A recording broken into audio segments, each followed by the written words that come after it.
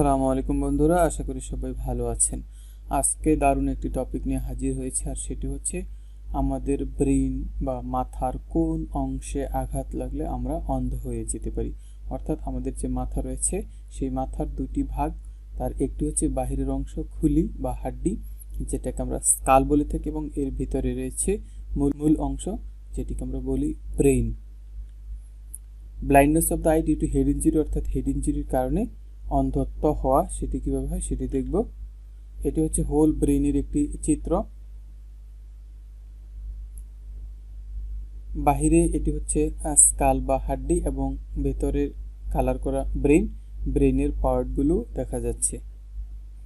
ব্রেইনের মূল ভাগ হচ্ছে তিনটি, অর্থাৎ বড় তিনটি ভাগে ভাগ করা যায়। এছাড়া কিন্তু এই প্রত্যেকটি ভাগকে অসংখ্য ছোট ছোট ভাগে ভাগ করা যায়, যেগুলো আমাদের বডির প্রত্যেকটা অংশকে নিয়ন্ত্রণ করে।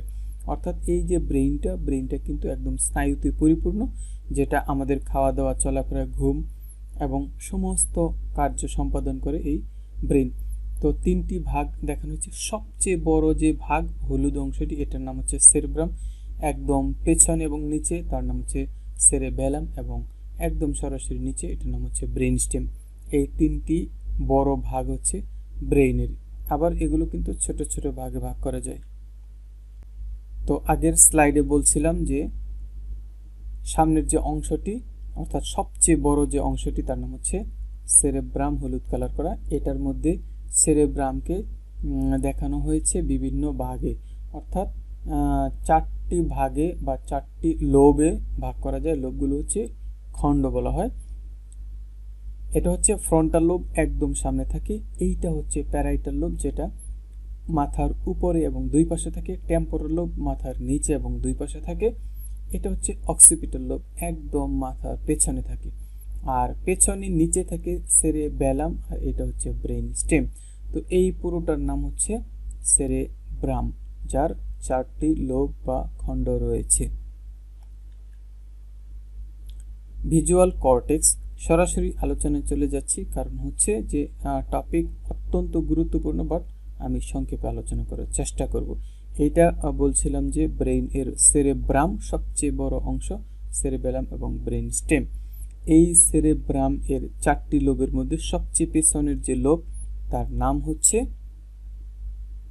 অক্সিপিটাল লোব, এবং সবচেয়ে পেছনে কালার করা, এর নাম হচ্ছে ভিজুয়াল কর্টেক্স বা ভিশন এরিয়া। অর্থাৎ এই এরিয়ার মাধ্যমে কিন্তু আমরা চোখে দেখতে পাই। কালার করা মানে এখানে কালার করা না, এটা কালার করা হয়েছে আপনাদের বোঝার সুবিধার জন্য।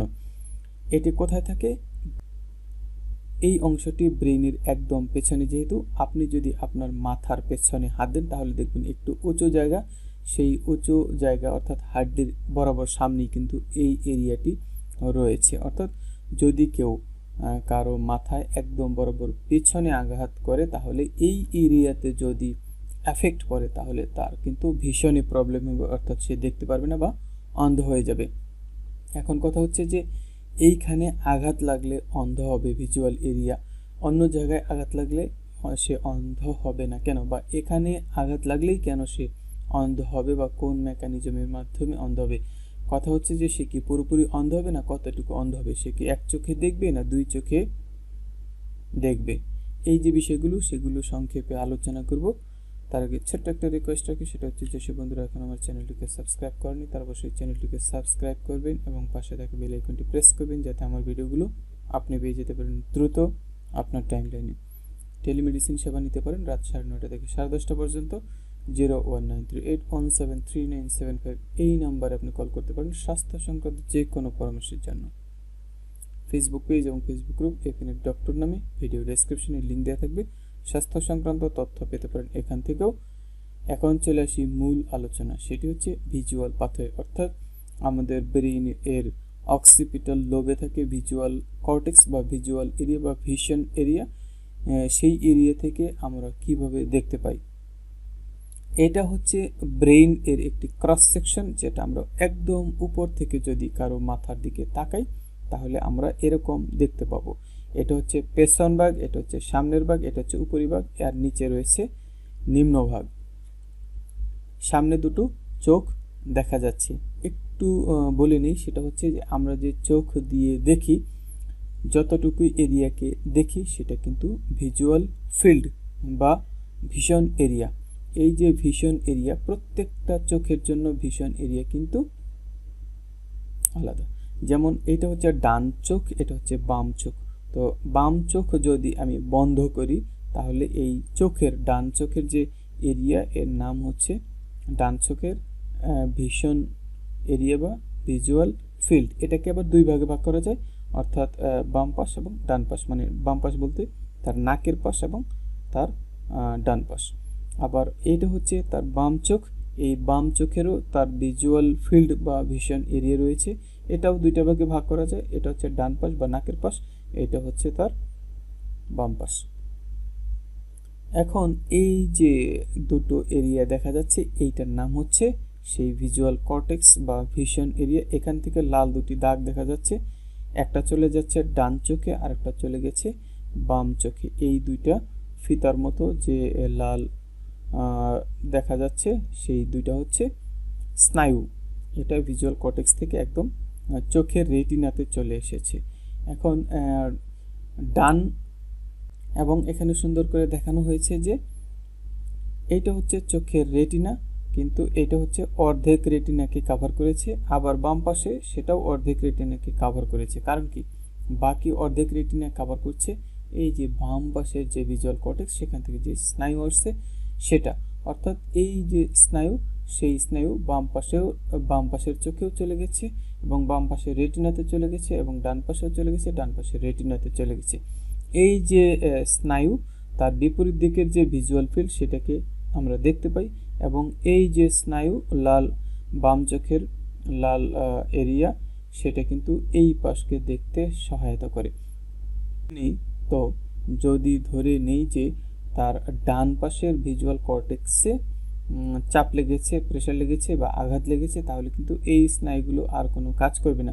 অর্থাৎ রেটিনার এই পাশ কাজ করবে না এবং বাম চোখের এই পাশ কাজ করবে না। যদি কাজ না করে, তাহলে আমি এই এরিয়াটুকু, এই চোখের জন্য, ডান চোখের জন্য এই এরিয়াটুকু দেখতে পারবো না, এবং বাম চোখের জন্য আমি এই এরিয়াটুকু দেখতে পারবো না। অর্থাৎ আমি কিন্তু যদি ডান পাশে আঘাত লাগে, তাহলে ডান চোখ দিয়ে নাকের অংশটুকু দেখতে পাচ্ছি না, এবং বাম চোখ দিয়ে বাম পাশের অংশটুকু দেখতে পাচ্ছি না, নাকের অংশটুকু আমি দেখতে পাচ্ছি না। অর্থাৎ ডান চোখ দিয়ে অর্ধেক দেখতে পাবো, বাম চোখ দিয়েও আমি অর্ধেক দেখতে পাবো। আরেকটা হচ্ছে যে যদি তার দুই পাশেই আঘাত লাগে, তাহলে কিন্তু আমি কোনো চোখ দিয়েই দেখতে পাবো না, বা যার আঘাত লাগবে সে কিন্তু দেখতে পাবে না। কারণ হচ্ছে পুরো রেটিনাকে কভার করবে এই স্নায়ুগুলো, এবং তার পুরো ভিজুয়াল যে ফিল্ড রয়েছে বা ভিশন ফিল্ড রয়েছে সেটা অন্ধ হয়ে যাবে, অর্থাৎ দেখা যাবে না। তাহলে এটা খুবই সহজ এবং অঙ্কের মতো হিসাব, যে কোনো ব্যক্তি যদি মাথার পেছনে আঘাত লাগে এবং দুই চোখ দিয়েই যদি দেখতে না পায়, তাহলে আমি ধরে নেব যে তার পেছনের ভিজুয়াল কর্টেক্স পুরোটাতেই আঘাত লেগেছে। যদি কোনো ব্যক্তি এসে বলে যে আমি চোখে দেখতে পাচ্ছি না এবং আমার পেছনে কিন্তু আঘাত লেগেছে, যদি তাকে প্রশ্ন করা হয় আপনি কতটুকু দেখতে পান না, সে যদি বলে যে আমি ডান চোখ দিয়ে, ডান চোখ দিয়ে নাকের অংশ দেখতে পাই না, এবং বাম চোখ দিয়ে এবং পাশের অংশটুকু আমি দেখতে পাই না, তাহলে আমি খুব ইজিলি বলতে পারবো যে তার পেছনের ডান পাশের যে ভিজুয়াল কর্টেক্স সেখানে আঘাত লেগেছে। অর্থাৎ অনুরূপভাবে বাম চোখের বেলায়ও আমি কিন্তু বলতে পারবো। অর্থাৎ বোঝা যাচ্ছে যে যদি পেছনে আঘাত লাগে এবং সেটা যদি ভিজুয়াল কর্টেক্সকে এফেক্ট করে, তাহলে কিন্তু সে অন্ধ হয়ে যেতে। তো বন্ধুরা, এই ছিল আজকের ভিডিও। আশা করি ভিডিওটি ভালো লেগেছে। যদি ভালো লেগে থাকে তাহলে অবশ্যই লাইক করবেন এবং কমেন্ট করে জানাবেন কেমন লাগলো।